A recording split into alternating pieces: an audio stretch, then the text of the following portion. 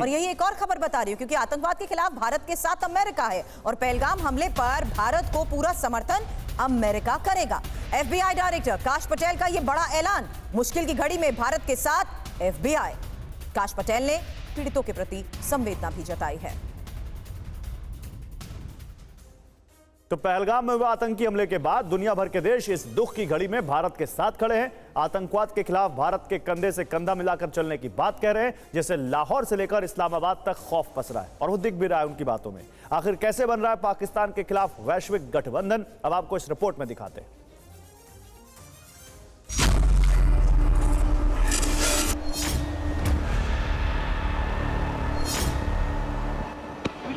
पहलगाम में कायराना आतंकी हमला करके पाकिस्तान ने कुल्हाड़ी पर ही अपना पैर मार लिया है। दुनिया के जो चंद मुल्क उसके साथ खड़े नजर आते थे, इस हमले के बाद वो भी किनारा कर चुके हैं। पूरा वैश्विक समर्थन भारत के साथ है और पाकिस्तान एक कोने में अलग थलग पड़ा है। America, France, Italy, Britain, Israel, Japan और ऑस्ट्रेलिया समेत अनेकों देशों ने आतंक के खिलाफ इस लड़ाई में भारत को समर्थन करने का ऐलान किया है, जो सीधा सीधा पाकिस्तान के लिए किसी खतरे से कम नहीं। इस वक्त भारत दुनिया में एक मजबूत देश के तौर पर अपनी जगह बना चुका है। ज्यादातर बड़े देशों से भारत के रिश्ते काफी अच्छे हैं। इसमें सबसे बड़ा देश सुपर पावर कहे जाने वाला अमेरिका है। अमेरिका ने भी आतंकवाद के खिलाफ भारत की लड़ाई में उसे सीधा समर्थन देने का ऐलान किया है। राष्ट्रपति डोनाल्ड ट्रंप ने भारत के साथ आतंकवाद के खिलाफ लड़ाई में पूर्ण समर्थन देने की बात कही है। इतना ही नहीं, विदेश मंत्री एस जयशंकर ने आज पहलगाम हमले के मुद्दे पर यूके के विदेश मंत्री डेविड लेमी से बात की और दोनों के बीच सीमा पार से ऑपरेट किए जा रहे आतंकवाद पर चर्चा हुई। इसके अलावा इटली और फ्रांस के राष्ट्राध्यक्ष भी प्रधानमंत्री मोदी से वादा कर चुके हैं कि वो आतंकवाद के खिलाफ भारत के कंधे से कंधा मिलाकर चलेंगे। वहीं इजराइल के प्रधानमंत्री बेंजामिन नेतन्याहू ने भी इस मुद्दे पर भारत के साथ एकजुट रहने की बात कही है। भारत को दुनिया भर से समर्थन और संवेदना के संदेश मिल रहे हैं। आतंकवाद के खिलाफ वैश्विक नेता एकजुट हो चुके हैं। अब बस इंतजार है तो पाकिस्तान को उसके अक्षम्य अपराध के लिए कठोर दंड मिलने का। Bureau report, TV9 Bharatvarsh. Chaturvedi sir, एक बात उस एस्पेक्ट से भी समझा दीजिए जहां चीन के लिए मुश्किलें खुद बलोच ने और टीटीपी ने भी खड़ी कर दी, क्योंकि चीन जिस तरीके से बाईपास करने की कोशिश करता है, सीधे तौर पर जो बलोच ने अभी हाल के दिनों में किया था, ये ना सिर्फ पाकिस्तान के मुंह पर करारा तमाचा था, बल्कि चीन पर भी इनडायरेक्टली अटैक। आप सही कह रही हैं, बलूच एक अच्छे ऑर्गेनाइज तरीके से आज अपने देश के लिए लड़ रहा है। Exactly. जो बलूच का अगर आप इतिहास देखें तो राइट बिगनिंग में भी उसके साथ काफ़ी नाइंसाफ़ी हुई है। जब ब्रिटेन इंग्लैंड जब जा रहा था यहाँ से, तो उनको पाकिस्तान के हवाले कर गया, जबकि वो एक इंडिपेंडेंट नेशन थे। और आज वो चीज़ उनको बहुत खलती है। हर दिल में बलूच के ये चाहता है कि वो इंडिपेंडेंट हो। भारत के साथ उसके बड़े अच्छे रिश्ते हैं और एक लगाव सा भी है। चीन को जो कि क्योंकि पाकिस्तान में वो काफ़ी खलल डालता है, गॉर्डर पोर्ट बलूचिस्तान में है और वो सीपैक का जो एरिया है वो उसको बहुत खलता है जब वो देखता है कि एक ऐसा इलाका उसके राष्ट्र में बना जा रहा है जो कि जहाँ पे वो नहीं जा पाता है और चीन के कब्जे में है। तो ये सब चीज़ें जब आप देखते हैं तो चीन को भी इसका धक्का लगा है। एक चीज़ बता दूं, जो प्रवासी भारतीयों की बात हो रही थी, आज के दिन जो भारत के हमारे भारतवासी विदेशों में हैं, वो सब बहुत अच्छी पोजीशन पे है, टेक्नोलॉजी के फील्ड में है, टेक्निकल फील्ड में है या फिर रिसर्च वगैरह में है, और उनकी acceptability with in that country is very high, because ये लोग बड़े सौहार्द, गुडविल, हार्मनी में रहना पसंद करते हैं। तो इसलिए भी वहाँ का लोकल सपोर्ट भी हमारे भारतीयों को मिलता है। इसके अलावा जो हमारे प्रधानमंत्री जी ने जो प्रयास किया है इसकी तरफ, हर देश में जब वो गए हैं तो अपने भारतीयों से मिले हैं, वो भी एक अलग रोमांच पैदा करता है और उनका मनोबल बहुत तेज करता है। तो ये भी एक कारण है जो आज हम देख रहे हैं पूरे विश्व में भारत की प्रतिष्ठा बढ़ी है और भारत का सम्मान बढ़ा है और इन हमारे भारतीयों का भी सम्मान बढ़ा है। सर, आप कुछ ऐड करना चाह रहे हैं? देखिए, CPC बना था $66 बिलियन पे। चाइना ने यहाँ पे इन्वेस्टमेंट की, बहुत से प्रोजेक्ट लेके आए और उनका मेन पर्पज था गवादर पोर्ट पे कब्जा करना। अच्छा, ताकि उनका जो ऑयल की सप्लाई है वो गवादर पोर्ट से चीन के अंदर जा सके, क्योंकि चीन बाईपास करना चाहता था इंडियन ओशन को, जहां से 80% ट्रेड पास करती है, और चीन को डर ये था कि इंडियन ओशन में आएगा और इंडिया कभी भी मलक्का स्ट्रेट को ब्लॉक कर सकता है। जब हमारा बॉर्डर पर स्टैंड ऑफ चल रहा था चीन के साथ 2020 में, और हमारे 20 सोल्जर को मार दिया था उन्होंने धोखे से, तो उस टाइम इंडिया के 2 वारशिप गए मलक्का स्ट्रेट के पास। एडवांस वारशिप थे, क्योंकि अंडमान निकोबार पे हमारी ट्राई सर्विस की वहाँ पे बेस है। तो चीन का एक स्पाई शिप इंडियन ओशन में था, तो चीन ने उससे कहा भाई आप फटाफट आ जाओ, नहीं तो आपको रोक देगा। तो चीन को डर लगता है इंडिया से, और चीन ये जो गवादर पोर्ट है यहाँ पे बहुत सी डेवलपमेंट होनी थी। इवन जो बलूची है उनको था कि यहाँ पे भी चीन आएगा, चलो इसको डेवलपमेंट की जाएगी तो हमारी भी डेवलपमेंट होगी, लेकिन चीन अपने वर्कर्स लेके आ गया। इवन पाकिस्तान के जो पंजाबी है उनको लेके आ गया, लेकिन बलूचियों को काम नहीं दिया।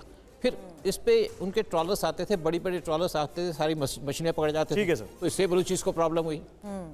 तो जी आप अपनी बात पूरी कर लीजिए। तो उसके बाद चीन ये था कि भाई चलो यहाँ पे काम करेगा। चीन, आपको पता है पाकिस्तान का या चीन का क्या पर्पस है?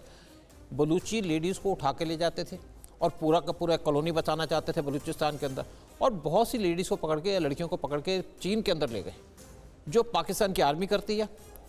नहीं, और वो बर्बरता, वो बर्बरता, वो उनके ऊपर जो वो वहां पर कहर ढाते हैं, वो तो पूरी दुनिया को वो कहानियां मालूम है। और शायद बलोच तो तभी देखिए ना, पाकिस्तानियों से नफरत करते हैं, उससे ज्यादा चीनियों से नफरत करते हैं और चीनियों पर अटैक भी करते हैं। लेकिन अगली खबर बहुत अहम है। भारत को पाकिस्तान एटम बॉम्ब की धमकी दे रहा है, युद्ध की बात कर रहा है, लेकिन इतिहास के पन्नों में जो सच्चाइयां दर्ज है वो पाकिस्तान के लिए बहुत शर्मनाक है।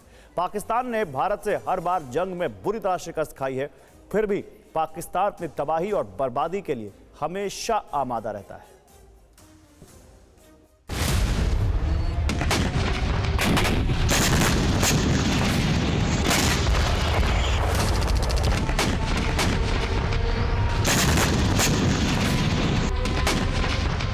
भारत और पाकिस्तान के बीच अब तक 4 बार जंग हो चुकी है। पाकिस्तान को हर बार मुंह की खानी पड़ी। जंग की शुरुआत साल 1947 में ही हो गई थी। 1947 में पाकिस्तान के साथ पहली जंग हुई, जिसे प्रथम कश्मीर युद्ध भी कहा जाता है। उसमें पाकिस्तान की बुरी तरह हार हुई। साल 1965 में भारत पाकिस्तान के बीच दूसरा युद्ध ऑपरेशन जिब्राल्टर के साथ शुरू हुआ। 17 दिनों तक चले इस युद्ध में भी पाकिस्तान को शिकस्त मिली। साल 1971 में भारत और पाकिस्तान के बीच तीसरी जंग हुई, उसमें भी पाकिस्तान बुरी तरह हारा। साथ ही इस युद्ध में 93,000 से ज्यादा पाकिस्तानी सैनिकों को बंदी बना लिया गया। बाद में पाकिस्तानी सेना के घुटने टेकने पर बंदी बनाए गए पाकिस्तानी सैनिकों को छोड़ दिया गया। उसी युद्ध में दुनिया के नक्शे पर एक अलग देश बांग्लादेश का जन्म हुआ। साल 1999 में करगिल युद्ध हुआ, जिसे चौथे भारत पाकिस्तान युद्ध के रूप में जाना जाता है। मई 1999 से जुलाई 1999 तक भारत और पाकिस्तान के बीच हुई इस जंग में भी पाकिस्तान को भारतीय सेना ने करारी शिकस्त दी। 1947 से करगिल युद्ध तक अपनी शर्मनाक हारों को याद करके पाकिस्तानी सेना को आज भी सिहरन होती है। जब भी युद्ध की बात चलती है तो पाकिस्तान भारत के साथ हर युद्ध को याद करता है और उसके कलेजे में कसक उठने लगती है। अपनी कुंठा को शांत करने के लिए पाकिस्तान भारत के खिलाफ कोई ना कोई साजिश करता रहता है, लेकिन जब भी पाकिस्तान ने नापाक हरकत की तो भारत ने उसे हर बार मजा चखाया। इस बार भी पाकिस्तान फिर से हार का स्वाद चखने के लिए मचल रहा है। Bureau report, TV9 Bharatvarsh.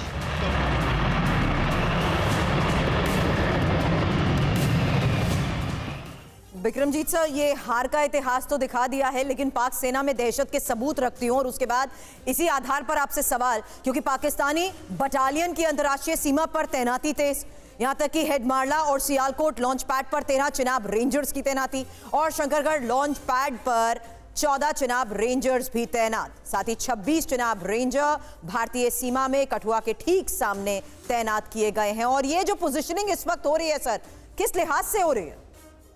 देखिए सुरभि जी, हमने अभी डिस्कस किया था कि जब सारे ऑप्शंस अभी ख़त्म नज़र होते आ रहे हैं पाकिस्तान को, तो एक ऑप्शन तो है ही कि अपनी जो भी सिचुएशन है उसको और फोर्टिफाई किया जाए। तो उस लिहाज से वो धीरे धीरे अपने जो भी उनके बेस कैंप्स हैं, अपनी सेनाओं को आगे की तरफ मूव कर रहे हैं, क्योंकि वो एक्सपेक्ट कर रहे हैं कि जो भी होगा हिस्टोरिकली मोस्टली LOC के पास हुआ है। तो मेरे को जहाँ तक मेरी समझ है, मुझे लग रहा है कि वो ये एंटिसिपेट कर रहे हैं कि कुछ हरकत या जो भी भारत जवाबी कुछ करेगा तो वो इधर होने के उसके जो चांसेस हैं उसकी प्रोबेबिलिटी ज़्यादा है। तो इसीलिए वो अपनी सेनाओं को उस तरफ मतलब अभी उधर वो फोर्टिफाई कर रहा है।